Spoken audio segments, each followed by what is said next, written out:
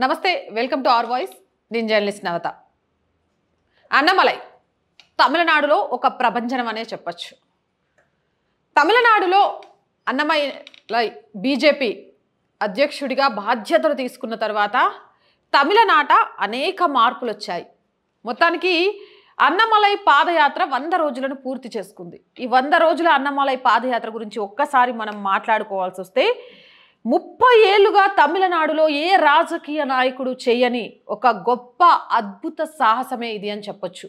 30 ఏళ్లుగా తమిళనాడులో ఏ రాజకీయ నాయకుడు కూడా ఇలాంటి పాదయాత్రని చేయలేదు. అయితే దీని గురించి చెప్పాలి అని అంటే ఫస్ట్ మనం పాదయాత్ర స్టార్ట్ అయినప్పటి నుంచి మాట్లాడుకోవాలి.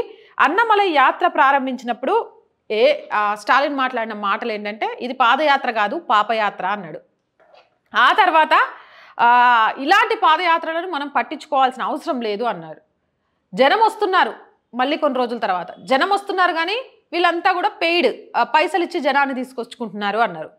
ఆ తర్వాత జనం వస్తున్నారు కరెక్టే, కానీ వీళ్ళంతా ఓట్లేస్తారా అంటాం మొదలుపెట్టారు. ఇప్పుడు మాత్రం యాత్రకు భయపడుతూ విమర్శలు చేయడం మొదలుపెట్టడమే కాదు, లోక్సభ ఎన్నికలకు అధికార పార్టీలో ఉండి ముందుగానే ప్రచారం స్టార్ట్ చేస్తూ ఆ ప్రచారంలో కూడా అన్నమలై బీజేపీ టార్గెట్గానే మాట్లాడుతున్నారు. అంటే ఒక వ్యక్తి యాత్ర ప్రారంభించినప్పుడు అసలు యాత్రే కాదు పాపయాత్ర అని మాట్లాడిన ముఖ్యమంత్రి స్థాయి వ్యక్తి ఆ పార్టీ 100 రోజుల యాత్ర తర్వాత ఆ వ్యక్తి గురించి విమర్శలు చేయడంతో పాటు ఆ పార్టీ గురించి లోక్సభ ఎన్నికల్లో ఇంకా తమకు పోటీ ఏదీ లేదు బీజేపీ మాత్రమే అన్నట్టుగా మాట్లాడే తీరే అన్నమలై పాదయాత్ర సక్సెస్ అయింది అని చెప్పడానికి నిదర్శనం అంటున్నారు తమిళ తంబిలు.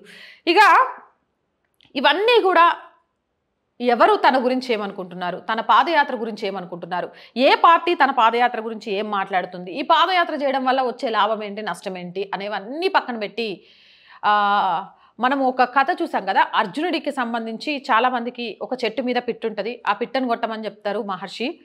అందరూ నీకేం కనిపిస్తుంది నీకేం కనిపిస్తుంది అని చెప్తే ఒక్కొక్కరు ఒక్కొక్కరు చెప్తారు. అర్జునుడు మాత్రమే ఆ పిట్ట కన్ను మాత్రమే కనిపిస్తోంది, ఏదైతే తనను గురి పెట్టమన్నారో అది మాత్రమే కనిపిస్తుంది అని చెప్తారు. చూసిరా, సేమ్ అన్నమలై నీకు అక్కడ ఏం కనిపిస్తోంది అంటే నాకేం కనిపించట్లేదు, ప్రజల్లోకి ప్రజా సమస్యలను గుర్తు చేస్తూ అవినీతి మీద యుద్ధం చేస్తూ నేను చేరుకోవాలనే లక్ష్యం మాత్రమే కనిపిస్తుంది అనే విధంగా ఎవరు ఏమి మాట్లాడినా కూడా పట్టించుకోకుండా అడుగులు ముందుకు వేస్తూ వెళ్తున్నారు.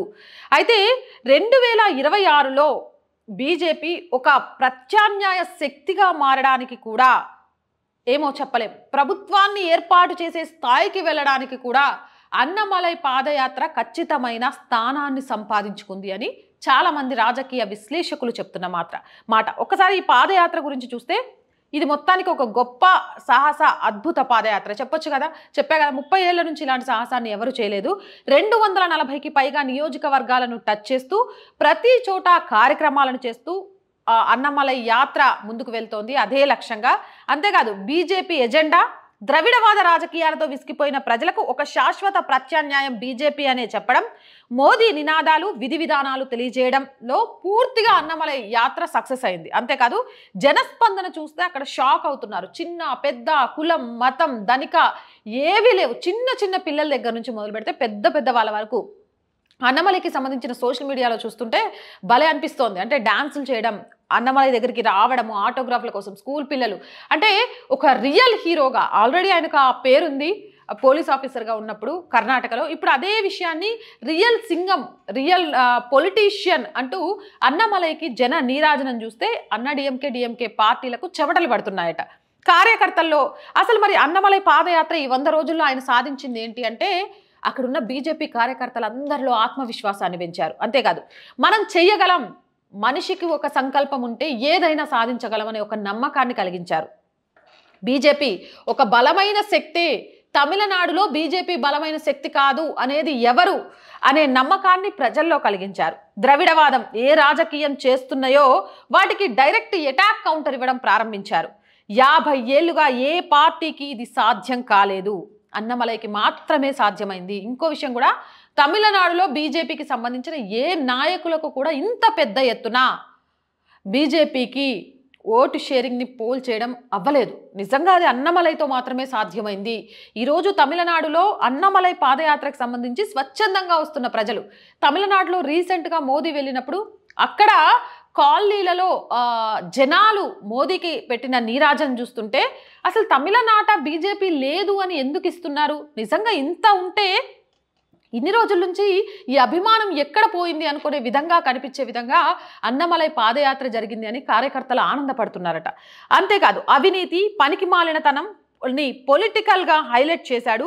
డిఎంకేకి ఓటు షేరింగ్ చూసుకుంటే 22% ఉంది. అలాగే అన్నా డిఎంకేది కలిపి మొత్తం 44% ఓటు షేరింగే మాత్రమే ఉంది.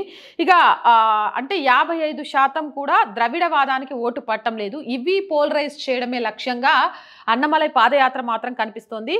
ఇక ఇక్కడ కమల్ హాసన్ కానీ, విజయకాంత్ కానీ, లేకపోతే రేపు విజయ్ పెట్టే పార్టీలకు కానీ వీటికి పెద్ద భవితవ్యం అనేది అయితే కనిపించట్లేదు. ఆ పార్టీలకు సంబంధించి ఫ్యూచర్ అనేది కూడా మనం చెప్పుకోవచ్చు. ఇవి చాలా తక్కువ ఓట్ షేరింగ్ని పోలరైజ్ చేస్తున్నాయి కాబట్టి ఇలాంటి టైంలో అన్నమలై చేస్తున్న పాదయాత్ర మాత్రం ఓట్ షేరింగ్ని బీజేపీ వైపు తిప్పుకోవడానికి, ఒక ప్రత్యామ్నాయ పార్టీగా మారడానికి, ఒక డబల్ ఫిగర్ సాధిస్తే చాలు. రేపు 2024 ఇప్పుడు జరగబోయే లోక్సభ ఎన్నికల్లో కనీసం 1-2 సీట్లు సాధించినా కూడా అది 2026 ఎన్నికల్లో తమిళనాట బీజేపీ ఎన్డీఏ కూటమితోనో లేకపోతే ఇంకో కూటమితోనో ప్రభుత్వాన్ని ఏర్పాటు చేసినా కూడా ఆశ్చర్యపోన అవసరం లేదు అని చెప్తున్నారు. ఇక్కడ అన్నమలై యాత్ర ద్వారా 20%కి పైగా ఓట్ షేరింగ్ సాధించడమే లక్ష్యంగా అన్నమలై యాత్ర అయితే జరుగుతున్నట్టుగా చాలా క్లియర్గా తెలుస్తోంది.